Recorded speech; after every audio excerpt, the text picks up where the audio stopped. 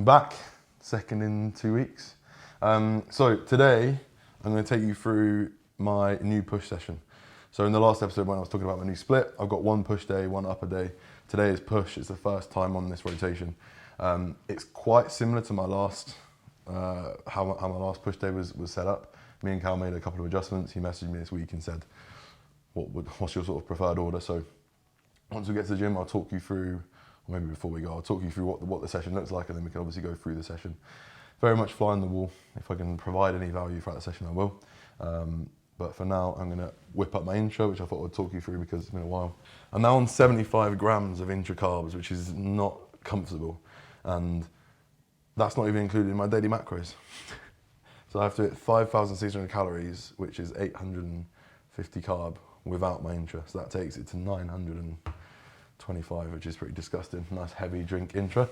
Next up, EAAs, supplement needs, obviously rainbow gummy bears, best flavour. The cool thing I always talk about with these products is they're not just, like, this is not just carbs and this is not just amino acids. So within this, you've got a bit of a pump formula as well. So citrulline, malate, taurine, and estrogen. So that's quite cool, and also the electrolyte blend. So I think particularly for people on prep, if you're finding that you're struggling for a pump, struggling with sort of intramuscular dehydration in the session as well, this stuff's really good. So strongly recommend that. Brightman 10 for discount, of course. And then pre-focus and pump. Common misconception of this, it's got caffeine or forms of stimulant in it, so don't be nailing this in the evening.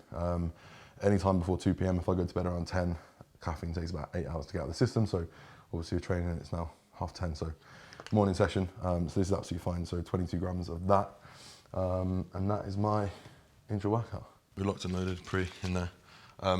Also, before I talk you through my session, this is post-workout for the car. 2 chocolate Pop-Tarts and 2 hot cross buns. And 60 grams of whey. So the session is plate load shoulder press, the Cybex one, the one that Josh has practically completed. Flat Smith machine press, that'll be reverse banded. Seated cuffed clavicular pec fly, and then cuff lateral raises and triceps at the end. Everything's 2 sets. That may well, oh no, it's not. 9 cuff lateral raises, 3 sets. I think that volume will probably increase as time goes on, but for now, obviously, it's like minimum effective volume, and we can start running that up. But yeah, it's quite a short session, so we shouldn't be in there for too long. I won't keep you for long, and it's going to be a crazy, so I'll see you there. So Callum likes to program, which I've done recently as well, just like a potentiation movement. So we're going to start on the chest supported, like pin loaded row. So it's just potentiation for like scapular motion in general. So you'll just see like a shifting of the whole shoulder girdle. Obviously, like your scapula and your whole upper body is involved when pressing, so it helps to kind of free that up. So we'll do that first. It's not heavy, it's like 8 reps in reserve, so we'll go over there first and start pressing.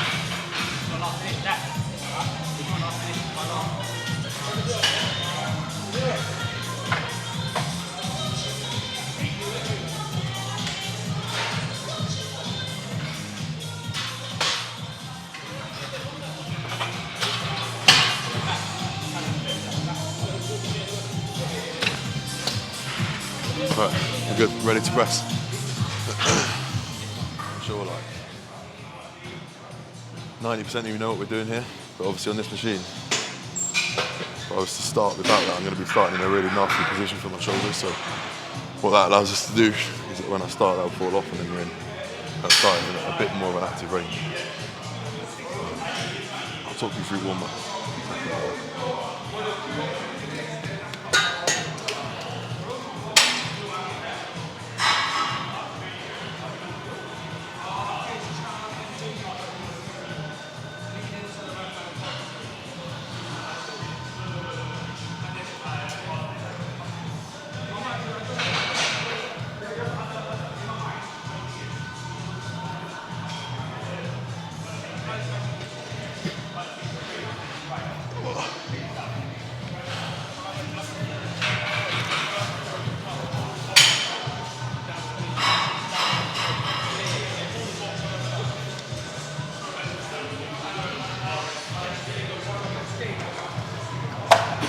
25 as well, I thought it was a 20. Fuck's sake. Things to think about when setting up any press is like align your elbows with your wrists. I say this to all my clients, like, if you're pressing and it comes down and it's like this, let's say straight bar, right? So you're looking at me. Bar is the force being applied to me straight forward. If you're coming down like that, not only is it really stressful for your joint, but you're also in a really inefficient position. Obviously, you want to put ourselves in the best position to move as much load as we can. We know mechanical tension is biggest / only driver of hypertrophy, so you want to be direct at that. So if the force is coming directly at me, elbows, wrists will align perfectly rather than out here or in here. So if you spot me not doing that on this, let me know.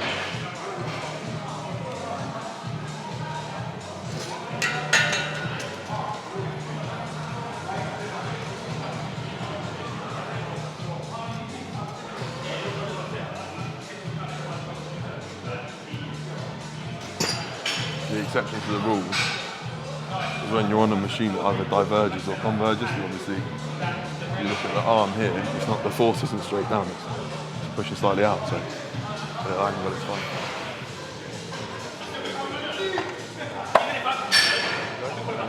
Yeah. So only other thing to think about in here, Josh is awful at this.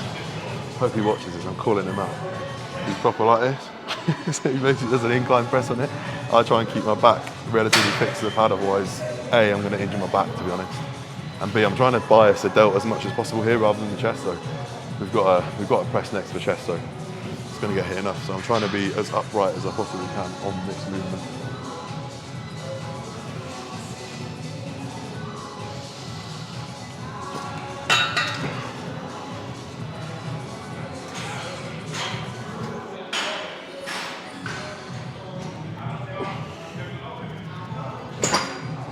Even putting it down is not nice on the delt. That's what I mean, that's why these are great.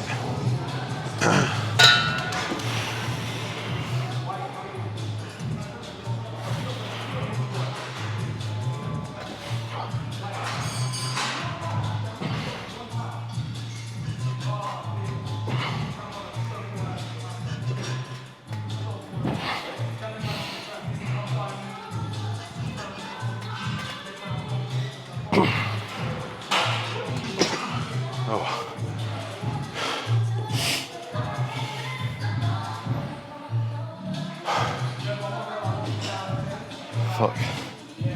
Oh. That was 7 for 7. I'll drop back to 5.5. My ego wants me to do 6, but I'll let my human brain decide.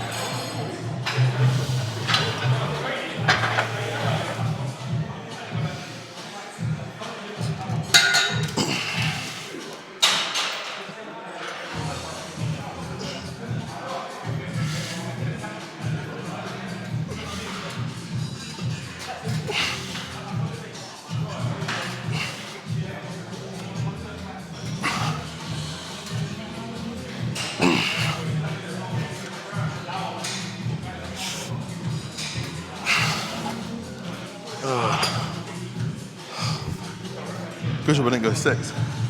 That was hardly a back off. 8 reps.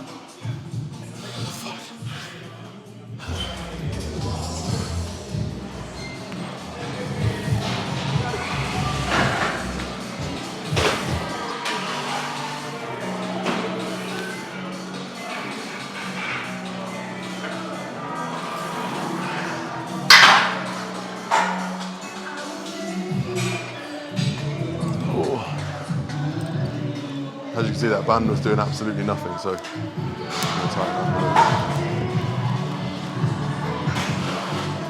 little. This finish is quite horrible. But it's straight up and down, which I prefer. This one's like slanted, which I don't love.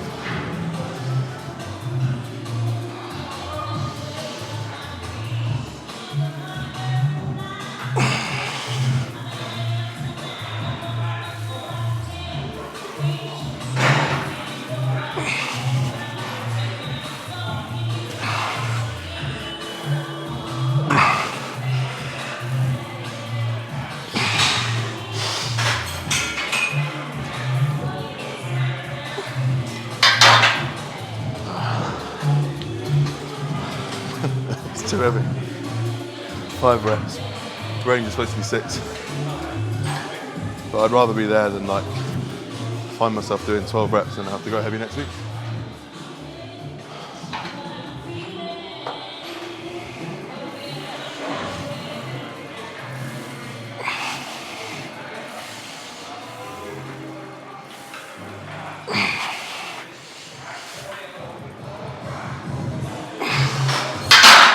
Fuck me.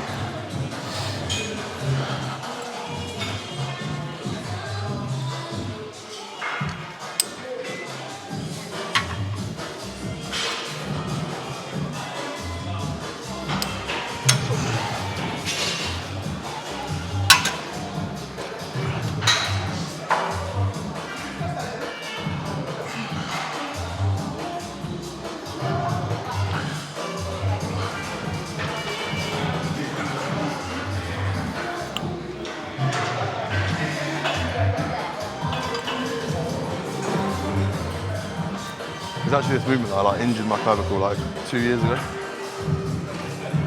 I've always been a bit scared since to do it, but it's fine now. I got asked the other day what fixed it, and I was like, with most injuries, it just got better itself. Rest, avoid movements that cause like actual pain or discomfort, and hope for the best. Seeing the question helps as well.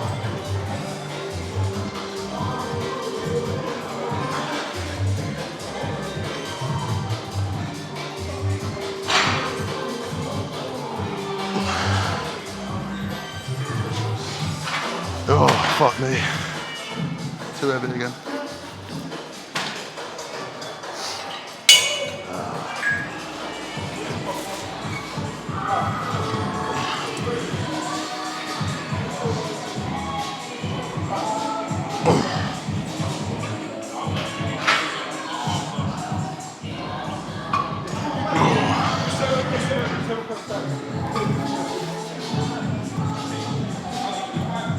Got double digits there, that's quite the achievement.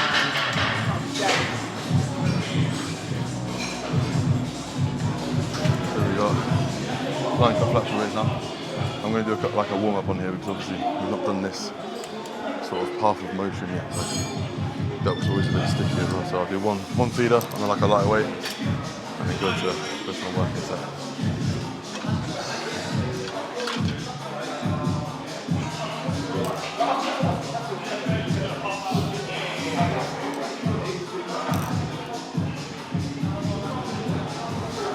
So we've got 3 sets here. First set's 12 to 15, which is like moderate reps. Then we drop for a heavy one, 8 to 12. And then the top set, final set's 15 to 20. I quite like a high rep range for delts. It's one of those movements you can fully burn out. It's hella bro science, but it makes sense. Starting with a higher rep set as well enables you to already get quite a lot of blood into the muscle, but also because it's a bit lighter weight, you're going to drive that mind-muscle connection before you go into a heavy set, which I think is always a good thing.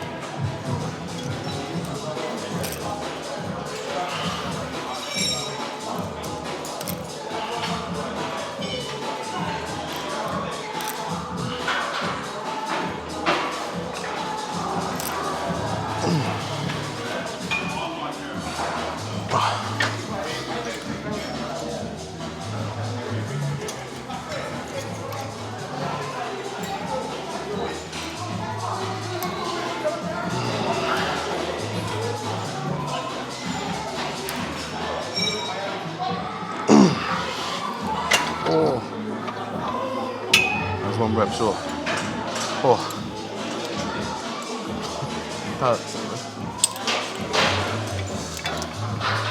Alright, that's chest and delts done. 2 tricep movements, and then we're done. This isn't like a program working set, I'm going to do again just like my first set would be high reps on arms. So only 2 working sets, so 1 feeder set, high rep. Just so I can drive that connection, which I think so many people struggle with, so this will be light.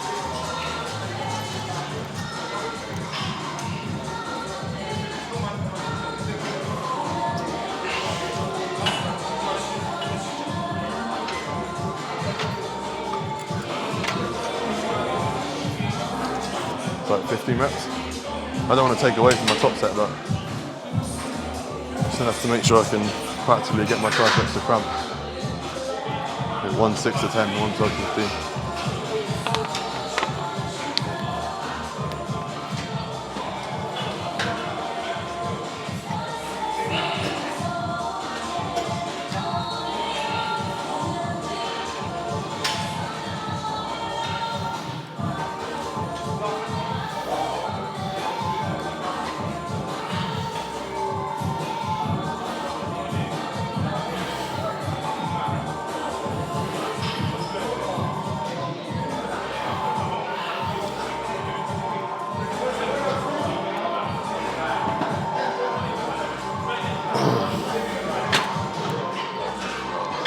So that's basically a like mid to shortened range challenge. Length and range isn't really getting much. So we're going to do a overhead extension now, which will drop right off in the shortened range. But it's a nice challenge in the length. I'll do this single arm, just to get the alignment correct. It's actually probably one of my favourite tricep movements.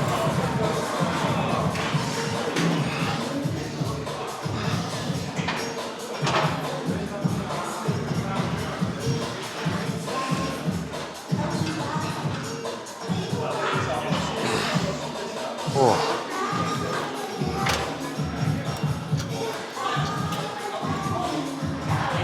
Little cheeky self spot there. What I'm trying to do here is like position myself so in the lengthened range, the cable's here, it's nice and far away from my elbow. So that's going to be like a maximal challenge there, and then it's going to drop off there. So it's basically the opposite of what we've done in the last movement.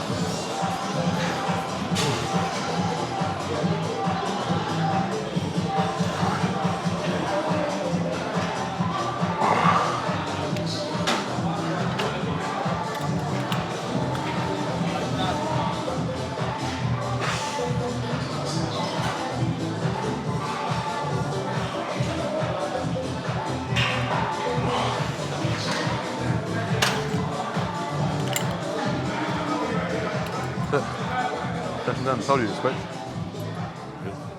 So that is the first push session post deload and of the new split complete. Obviously lessons learned from that session were drop the weight a little bit.